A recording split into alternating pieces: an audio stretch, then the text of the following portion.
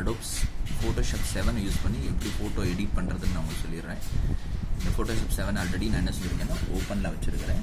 இந்த மாதிரி நான் கிளிக் பண்ணேன்னு சொன்னால் அடோப்ஸ் ஃபோட்டோஷாப் 7 ஓப்பனில் இருக்குது. அதே போல் அடுத்து நான் எந்த ஃபோல்டரில் ஃபோட்டோஸ் எல்லாம் ஸ்கேன் பண்ணி வச்சுருக்கேனோ அந்த ஃபோல்டரையும் ஓப்பனில் வச்சுருக்கிறேன். இப்போ நான் எந்த ஃபோட்டோவை எடிட் பண்ண போகிறேனோ, ஃபார் எக்ஸாம்பிள் இந்த ஃபோட்டோவை நான் எடிட் பண்ணுறேன்னா அந்த ஃபோட்டோவை ஜஸ்ட் அப்படி கிளிக் அண்ட் ட்ராக் கண்டினியூவாக கிளிக் பண்ணி என்ன செஞ்சுறேன்னா இப்படி கொண்டு வந்து என்ன செஞ்சுறேன், அந்த ட்ராக் பண்ணி ஃபோட்டோஷாப்பில் இப்படி விட்டுறேன். இப்போ ஆட்டோமேட்டிக்காக என்ன ஆயிடுச்சு, ஃபோட்டோஷாப்பில் இது ஓப்பன் ஆகிடுச்சு. இப்போ நான் மேக்ஸிமைஸ் பண்ணிக்கிறேன். இப்போ இந்த ஃபோட்டோ என்ன பெருசாக வந்துடுச்சு. இப்போ அடுத்து நான் இந்த ரெக்டாங்கிள் டூல், இந்த டூலில் இந்த ரெக்டாங்கிள் டூலை நீங்கள் கிளிக் பண்ணுறதுக்கு முன்னாடி இந்த இடத்துல ஒயிட் கலர் இருக்கான்னு பார்த்துக்கோங்க. சப்போஸ் இது ஒயிட் கலர் இல்லைன்னா ஒயிட் கலரை செட் பண்ணிக்கோங்க. ஜஸ்ட் இதில் கிளிக் பண்ணிங்கன்னா இதில் ஆட்டோமேட்டிக்காக இந்த இடத்துல கலர் ஷோ பண்ணும். இந்த ஒயிட்டை சூஸ் பண்ணிவிட்டு ஓகே கொடுத்துட்டீங்க அப்படின்னா ஆட்டோமேட்டிக்காக என்ன ஒயிட் கலர் செலக்ட் ஆகிடும். சரிங்களா? அடுத்து இந்த ரெக்டாங்கிள் டூலை கிளிக் பண்ணிவிட்டு அடுத்து நான் என்ன செஞ்சிடும், நீங்கள் அதை கிளிக் பண்ணிங்கன்னா இந்த மாதிரி ப்ளஸ் சிம்பிள் வந்துடும்.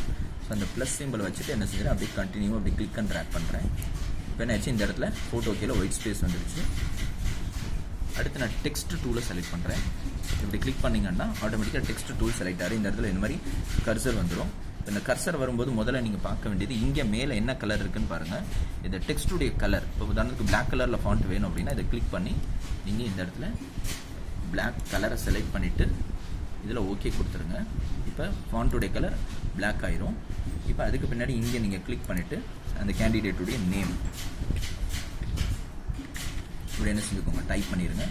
டைப் பண்ணிவிட்டு திரும்ப செலெக்ஷன் டூல் இதை யூஸ் பண்ணி இந்த ஃபோட்டோவில் இந்த பேரை நகர்த்தி என்ன செஞ்சுக்கோங்க, சென்டர் பண்ணி விட்டுருங்க.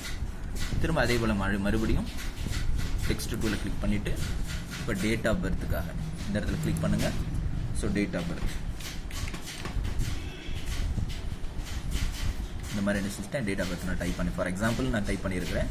இந்த மாதிரி டைப் பண்ணிவிட்டு திரும்ப இந்த மாதிரி செலெக்ஷன் டூலை யூஸ் பண்ணி என்ன செஞ்சுக்கோங்க, அதை நகர்த்தி இப்படி வச்சுருங்க. வச்சுட்டு இப்போ நீங்கள் ஃபைலில் போய் சேவ் கொடுத்துருங்க.